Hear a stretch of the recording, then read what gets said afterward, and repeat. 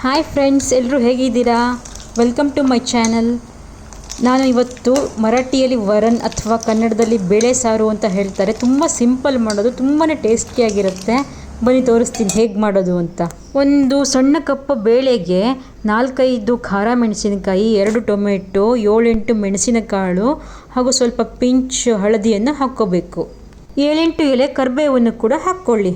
ಒಂದು 5-6 ಹನಿ ತುಪ್ಪ ಅಥವಾ ಎಣ್ಣೆನೂ ಕೂಡ ಹಾಕ್ಕೋಬೇಕು. ಆನಂತರ ಈ ಮಿಶ್ರಣವನ್ನು ಕುಕ್ಕರಲ್ಲಿ 2-3 ವಿಷಲ್ಲು ಕೂಗಿಸ್ಕೋಬೇಕು.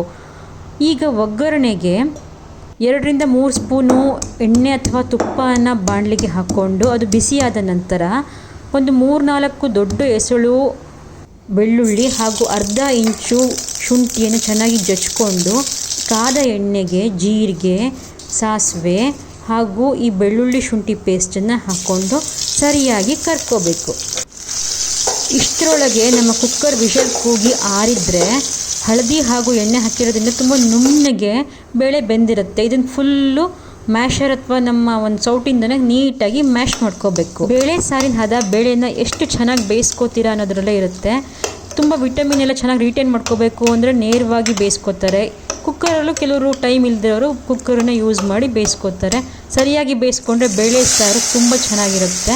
ಈ ಥರ ನೀಟಾಗಿ ಮ್ಯಾಶ್ ಮಾಡಿರೋಂಥ ಒಂದು ಮಿಶ್ರಣನ ಒಗ್ಗರಣೆಗೆ ಹಾಕಿ ನೀಟಾಗಿ ಫುಲ್ ಕಲಸಿ ಬೇಕಾದಷ್ಟು ಉಪ್ಪು ಹಾಕಿ ಸರಿಯಾಗಿ 1 ಅಥವಾ 2 ಕುದಿ ತೆಗೆದು ಕೊತ್ತಂಬರಿ ಸೊಪ್ಪು ಬೇಕಿದ್ದರೆ ಹಾಕಿ ಹಾಗೂ ನೀವು ಹಿಂಗು ಇದ್ದರೆ ಒಂದು ವೇಳೆ ಅದನ್ನು ಕೂಡ ಒಗ್ಗರಣೆ ಹಾಕ್ಕೋಬಹುದು.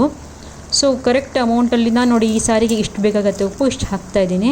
ಮತ್ತು ಒಂದು ಕುದಿನ ಮತ್ತು ನಿಮಗೆ ಸ್ವಲ್ಪ ತೆಳ್ಳಗೆ ಬೇಕು ಅಂದರೆ ಸ್ವಲ್ಪ ನೀರು ಇನ್ನೂ ಸ್ವಲ್ಪ ಆ್ಯಡ್ ಮಾಡ್ಕೊಳ್ಳಿ. ಸೊ ಇದು ತುಂಬಾ ಯಮ್ಮಿಯಾಗಿ ಬರುತ್ತೆ. ಇದು ಚಪಾತಿ, ಅನ್ನ ಎಲ್ಲದಕ್ಕೂ ತುಂಬಾ ಚೆನ್ನಾಗಿರುತ್ತೆ. ಯಾವ ಹುಣಸೆ ಹಣ್ಣು ಬೇಡ. ಇದಕ್ಕೊಂದು ಕೊತ್ತಂಬರಿ ಸೊಪ್ಪನ್ನು ಒಂದು ಬೇಕಿದ್ರೆ ಎಕ್ಸ್ಟ್ರಾ ಆ್ಯಡ್ ಮಾಡ್ಕೋಬಹುದು. ಹೇಗಿದೆ ನನ್ನ ಸಾರು? ನೋಡ್ತಾ ಇದ್ರೆ ತಿನ್ನಬೇಕು ಅಂತ ಅನ್ನಿಸ್ತಾ ಇಲ್ವೇ? ಇದಕ್ಕೆ ಬೇಕಿದ್ದಲ್ಲಿ ಸ್ವಲ್ಪ ಅರ್ಧ ಟೀ ಸ್ಪೂನು ಫ್ರೆಶ್ ಕೊತ್ತಂಬರಿ ಬೀಜ ಪುಡಿ ಹಾಕ್ಕೊಂಡ್ರೂ ನಡೆಯುತ್ತೆ. ಯಾವುದನ್ನು ಜಾಸ್ತಿ ಹಾಕೋ ಹಾಗಿಲ್ಲ. ಮತ್ತು ನಾನು ಹೇಳಿದ ಪ್ರಮಾಣದಲ್ಲೇ ಹಾಕಿದ್ರೆ ತುಂಬಾ ಚೆನ್ನಾಗಿ ಬರುತ್ತೆ. ಒಂದು ಹಪ್ಪಳ ಹಾಗೂ ಈ ಯಮ್ಮಿಯಾದ ಒಂದು ವರನ್ನು, ಇದು ನಮ್ಮ ಅಜ್ಜಿ ನನಗೆ ಹೇಳ್ಕೊಟ್ಟಿದ್ದು. ಇದು ಒಂದು ಮರಾಠಿ ಸ್ಟೈಲಿಂದ ವರನ್ ಅಂತ ಹೇಳ್ತಾರೆ ಇದಕ್ಕೆ. ಚಪಾತಿ ಎಲ್ಲದಕ್ಕೂ ತುಂಬ ಸೂಪರಾಗಿರುತ್ತೆ. ತುಂಬ ಬೇಗನೂ ಆಗುತ್ತೆ, ತುಂಬ ಯಮ್ಮಿಯಾಗೂ ಇರುತ್ತೆ. ಕೊತ್ತಂಬರಿ ಸೊಪ್ಪು ಇಲ್ಲ ಅಂದ್ರೂ ಚೆನ್ನಾಗೇ ಇರುತ್ತೆ. ಮಾಡಿ ನೋಡಿ, ಕಮೆಂಟಲ್ಲಿ ಹೇಳಿ. Thank you. ಹಾಗೂ ಇದನ್ನು ತಿನ್ನೋ ರೀತಿ ಹೇಗೆ ಅಂದರೆ ಎಲ್ಲದನ್ನು ಕೈಯಲ್ಲೂ ಒಂದು ಸ್ವಲ್ಪ ಮ್ಯಾಶ್ ಮಾಡಿ ಆ ಮೆಣಸಿನ್ಕಾಯಿ, ಕರಿಬೇವು ಎಲ್ಲದನ್ನು ತಿನ್ನಬೇಕು. ತುಂಬ ಖಾರ ಇದ್ದರೆ ಮೆಣಸಿನ್ಕಾಯಿ ಬೇಕಿದ್ರೆ ನೀವು ಒಂದೇ ಒಂದು ಮೆಣಸಿನ್ಕಾಯಿ ತಿನ್ಬೋದು.